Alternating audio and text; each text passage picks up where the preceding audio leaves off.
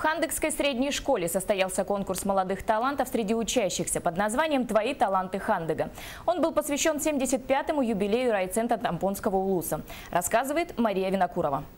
Конкурс проходил по 4 номинациям: пение, хореография, игра на музыкальных инструментах, художественное слово. Открыла программу композиции на хамосе дипломант первой степени международного фестиваля «Бриллиантовые нотки» Аня Любарец. Примечательно, что ребята сами придумывают постановку танцев, поют песни собственного сочинения. Наибольшее количество участников выступило в вокальной номинации. Все конкурсанты внесли личный вклад в общую атмосферу мероприятия и по-своему выразили свой талант на сцене. Каждый чувствовал свою значимость и гордился результатом.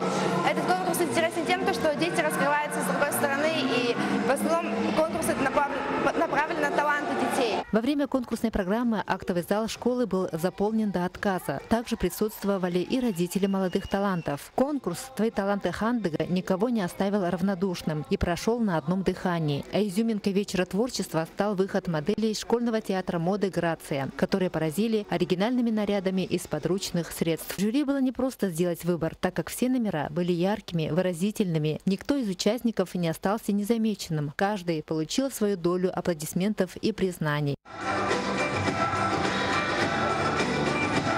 Конкурс талантов объединил всю школу в огромную творческую семью. Мария Винокурова, НВК Саха, Хандыга.